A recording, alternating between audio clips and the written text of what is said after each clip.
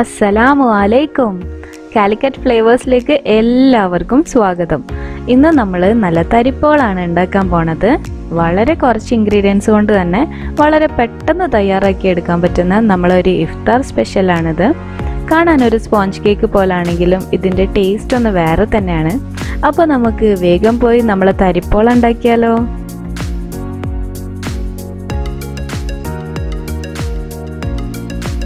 അപ്പോൾ നമുക്ക് തരിപ്പോള ഉണ്ടാക്കാൻ തുടങ്ങാം. നമുക്ക് ആദ്യം മുട്ട ഒന്ന് ബീറ്റ് ചെയ്തെടുക്കണം. അതിനായിട്ട് ഞാനൊരു ബൗൾ എടുത്തിട്ടുണ്ട്. ഇതിലേക്ക് നമുക്ക് 3 മുട്ട പൊട്ടിച്ചൊഴിച്ചിട്ട് നന്നായിട്ട് ബീറ്റ് ചെയ്തെടുക്കാം. ബിസ്മില്ല. പിന്നെ നമ്മൾ ഫ്രിഡ്ജിൽ വെച്ച തണുപ്പുള്ള മുട്ടയൊക്കെ ആണെങ്കിൽ കുറച്ച് നേരത്തെ തന്നെ പുറത്തെടുത്ത് വെച്ച് അതിൻ്റെ തണുപ്പൊക്കെ വിട്ടതാണെങ്കിൽ നന്നായിരിക്കും.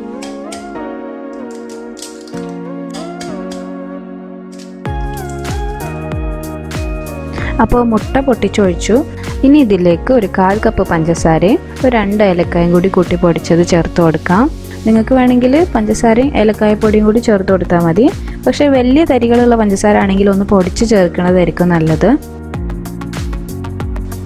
ഇനി ഇത് നമുക്കൊരു എഗ് ബീറ്റർ യൂസ് ചെയ്തിട്ട് നന്നായിട്ട് ബീറ്റ് ചെയ്തെടുക്കാം. ഹാൻഡ് വിസ്ക് യൂസ് ചെയ്തിട്ടും ബീറ്റ് ചെയ്യാം, പക്ഷെ അത് കുറച്ച് സമയം എടുക്കും. നമുക്കിതിൻ്റെ ഒരു 3 ഇരട്ടി ആവുന്നത് വരെ ബീറ്റ് ചെയ്തെടുക്കണം.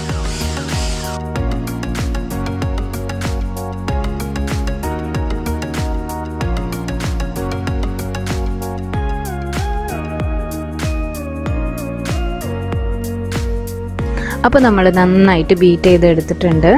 നല്ല ഫ്ലഫി ആയി വന്നിട്ടുണ്ട്. അപ്പോൾ ഈ ഒരു കൺസിസ്റ്റൻസി മതി. ഇതുപോലെ ഒരു റിബൺ കൺസിസ്റ്റൻസി ആവുന്നത് വരെ നമ്മൾ ബീറ്റ് ചെയ്തെടുക്കണം. ഇത് മിക്സിയിൽ അടിച്ചെടുത്താൽ ശരിയാവുമെന്ന് എനിക്ക് തോന്നണില്ല. കഴിയുന്നതും ബീറ്ററോ അല്ലെങ്കിൽ ഹാൻഡ് വിസ്കോ യൂസ് ചെയ്തിട്ട് ബീറ്റ് ചെയ്തെടുക്കുക. ഇനി ഇതിലേക്ക് ഒരു നുള്ളു ഉപ്പ് ചേർത്ത് കൊടുക്കാം. നമ്മൾ ആ മധുരം ഒന്ന് ബാലൻസ് ചെയ്ത് കിട്ടാനാണ്. നമുക്കിനി ഇതിലേക്ക് മൈദ കുറച്ചായിട്ട് ചേർത്ത് കൊടുക്കാം. ഞാനിപ്പോൾ ഇവിടെ 3 ടേബിൾ സ്പൂൺ മൈദ ചേർക്കുന്നുണ്ട്. എന്നിട്ട് ഇത് നന്നായിട്ട് മിക്സ് ചെയ്തെടുക്കണം. ഇതുപോലെ സ്പൂൺ കൊണ്ട് അങ്ങനെ തന്നെ ഇടണ്ട, ഒന്ന് കയ്യിലെടുത്തിട്ട് വിതറിയിട്ടാൽ നമുക്ക് പെട്ടെന്ന് അത് മിക്സ് ചെയ്തെടുക്കാൻ പറ്റും. നമ്മൾ ആ എഗ്ഗിൻ്റെ ഫ്ലഫിനെസ് ഒന്നും പോകാത്ത രീതിയിൽ മെല്ലെ മിക്സ് ചെയ്തെടുക്കാം. നമുക്ക് വേണമെങ്കിൽ കൈ കൊണ്ട് തന്നെ ഒന്ന് മിക്സ് ചെയ്തെടുക്കാം, അല്ലെങ്കിൽ ഹാൻഡ് വിസ്ക് കൊണ്ട് ചെറുതായിട്ടൊന്ന് മിക്സ് ചെയ്തിട്ടെടുക്കാം. ശ്രദ്ധിക്കേണ്ട കാര്യം, നമ്മൾ പതപ്പിച്ചെടുത്ത മുട്ടൻ്റെ പത പോകരുത്. ഇനി നമുക്ക് ഇതിലേക്ക് ബാക്കിയുള്ള 3 ടേബിൾ സ്പൂൺ മൈദയും കൂടി ചേർത്ത് കൊടുക്കാം. എന്നിട്ട് ഇതുപോലെ തന്നെ നന്നായിട്ട് മിക്സ് ചെയ്തെടുക്കാം. പിന്നെ ചിലരൊക്കെ ഇതിലും റവ ചേർത്തിട്ടുണ്ടാക്കുന്നവരുണ്ട്. നിങ്ങൾക്ക് അങ്ങനെ ചെയ്യണമെങ്കിൽ നമ്മളിപ്പോൾ 6 ടേബിൾ സ്പൂൺ മൈദ എടുത്തതിന് പകരം 5 ടേബിൾ സ്പൂൺ മൈദയും അതിൽ 1 ടേബിൾ സ്പൂണ് റവയും കൂടി ചേർത്തിട്ട് ഉണ്ടാക്കിയെടുക്കാം. പക്ഷെ നമ്മളെ ഭാഗത്തൊക്കെ മൈദ മാത്രം ചേർത്തിട്ട് തന്നെയാണ് ഉണ്ടാക്കിയെടുക്കൽ.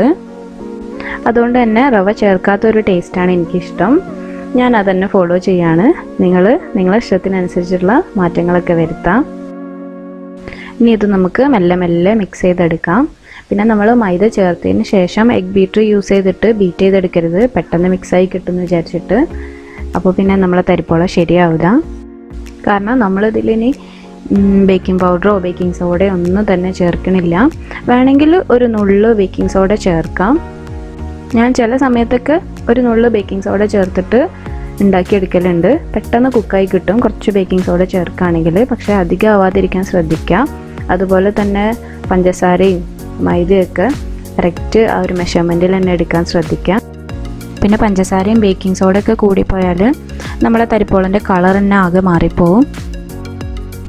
അങ്ങനെ നമ്മൾ നന്നായിട്ട് മിക്സ് ചെയ്തെടുത്തിട്ടുണ്ട്. നമ്മളെ മിക്സ് ഇവിടെ റെഡി ആയിട്ടുണ്ട്. ഇനി ഇത് നമുക്ക് കുക്ക് ചെയ്യേണ്ട പാത്രത്തിലേക്ക് മാറ്റാം. ഞാനിപ്പോൾ ഇവിടെ ഒരു പാത്രം എടുത്തിട്ടുണ്ട്. ഇത് നല്ല കട്ടിയുള്ളൊരു പാത്രമാണ്. പിന്നെ ഈ പാത്രത്തിൻ്റെ സൈസ് ഒന്ന് ശ്രദ്ധിക്കണം. ഇത് 20x10 സെൻറ്റിമീറ്റർ ഉള്ള ഒരു പാത്രമാണ്. ആ കറക്റ്റ് ഒരു സൈസിൽ കിട്ടിയാലേ നമുക്ക് നമ്മളെ തരിപ്പോള നല്ലൊരു ഷേപ്പിലായിട്ട് കിട്ടുകയുള്ളൂ. അപ്പോൾ പാത്രത്തിൻ്റെ സൈസ് ഒന്ന് ശ്രദ്ധിക്കുക. വല്ലാതെ വലിയ പാത്രം എടുക്കാതിരിക്കാൻ ശ്രദ്ധിക്കുക. നമ്മളെ ബാറ്ററിൻ്റെ ആ ഒരു കണക്കിന് പറ്റിയ പാത്രം എടുക്കുക. ഇനി ഇതിൽ നമുക്ക് കുറച്ച് ഓയിൽ ഒന്ന് തേച്ചെടുക്കണം. ഇത് ഒട്ടിപ്പിടിക്കൊന്നുമില്ല, പക്ഷേ നമ്മൾ കുറച്ച് ഓയിൽ തേച്ചിട്ടൊന്ന് ഗ്രീസ് ചെയ്തെടുത്താൽ നമ്മളെ തരിപ്പോളൻ്റെ അടിയിൽ നല്ലൊരു കളർ കിട്ടും. അധികമൊന്നും വേണ്ട, 1 ടീസ്പൂണ് ഓയിൽ മതിയാവും. അടിഭാഗത്തും സൈഡിലൊക്കെ ആയിട്ട് നന്നായിട്ട് തേച്ചെടുക്കാം. ഇനി നമ്മൾ റെഡിയാക്കി വെച്ച നമ്മളെ മിക്സ് ഇതിലേക്ക് ഒഴിച്ചു കൊടുക്കാം.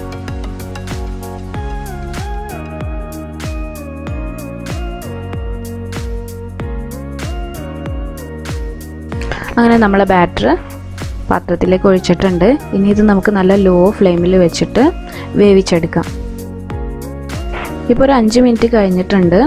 ഞാനിതിൻ്റെ മേലെ കുറച്ച് കിസ്മിസ് ഇട്ട് കൊടുക്കുകയാണ്. നമ്മൾ ആദ്യം തന്നെ ഇട്ട് കൊടുത്താൽ അത് താന്നു പോകുള്ളൂ. ഒന്ന് ചെറുതായിട്ട് സെറ്റായി വരുന്ന സമയം നമുക്ക് മേലെ ഇങ്ങനെ കിസ്മിസ് ഇട്ട് കൊടുക്കാം. ഇനി നമുക്ക് അടച്ച് വെച്ചിട്ട് വേവിക്കാം.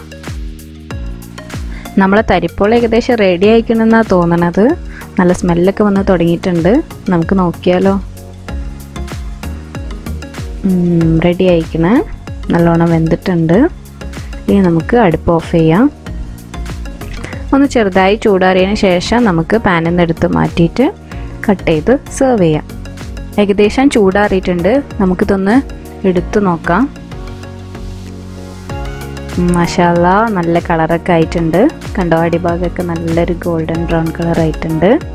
കറക്റ്റ് ടെക്സ്ചർ ആയിട്ടുണ്ട്. ഇതാണ് നമ്മൾ തരിപ്പോളൻ്റെ ഒരു സൈസ്. വേണമെങ്കിൽ കുറച്ചുകൂടി ഉയരം കൂട്ടാം. നമുക്ക് ഒരു മുട്ടയും 2 ടേബിൾ സ്പൂൺ മൈദയും 1 ടേബിൾ സ്പൂൺ പഞ്ചസാരയും കൂടി കൂട്ടിയെടുത്താൽ മതി. പിന്നെ ചെറിയൊരു പ്രശ്നം പറ്റിയത്, നമ്മൾ കിസ്മിസ് ഇട്ട ടൈമിങ് ശരിയായിട്ടില്ല. അത് കുറച്ച് നേരത്തെ ആയിപ്പോയി. പക്ഷേ ബേക്കിംഗ് സോഡ ചേർക്കുകയാണെങ്കിൽ 5 മിനിറ്റ് കഴിഞ്ഞിട്ട് തന്നെ ഇടാം. അതൊന്ന് കുറച്ച് താന്നു പോയിട്ടുണ്ട്. ഞാൻ 2 കിസ്മിസ് എടുത്ത് വെച്ചിട്ടുണ്ട് ഒരു ഡെക്കറേഷന് വേണ്ടിയിട്ട്. പിന്നെ അത് വേവിച്ചെടുക്കാൻ 20 മിനിറ്റ് എടുത്തിരുന്നു. നമ്മൾ ബേക്കിംഗ് സോഡ ചേർക്കുകയാണെങ്കിൽ എനിക്ക് 15 മിനിറ്റ് കൊണ്ട് കുക്കായി കിട്ടലുണ്ട്. അത് ഓരോ പാത്രത്തിനനുസരിച്ചും നിങ്ങളുടെ ഫ്ലെയിമിനനുസരിച്ചിട്ടൊക്കെ വ്യത്യാസപ്പെടും. അപ്പോൾ ഒരു 15 മിനിറ്റ് കഴിഞ്ഞാലൊന്ന് ചെക്ക് ചെയ്ത് നോക്കാം വെന്തിട്ടുണ്ടോയെന്ന്. അപ്പോൾ ഇത്രേ ഉള്ളൂ പരിപാടി. നമ്മളെ തരിപ്പോൾ നിങ്ങൾക്ക് ഇഷ്ടപ്പെട്ടെങ്കിൽ ഉണ്ടാക്കി നോക്കുക. കുട്ടികൾക്കൊക്കെ നല്ല ഇഷ്ടമാവും. നിങ്ങളുടെ അഭിപ്രായങ്ങളൊക്കെ അറിയിക്കുക. ഫോട്ടോസൊക്കെ അയച്ചു തരാം. അതൊക്കെ കാണുമ്പോൾ നമുക്കൊരു സന്തോഷമല്ലേ. അപ്പോൾ ഇൻഷാ അല്ലാഹ് ഇനി മറ്റൊരു റെസിപ്പി ആയിട്ട് കാണാം. അസ്സലാമു അലൈക്കും.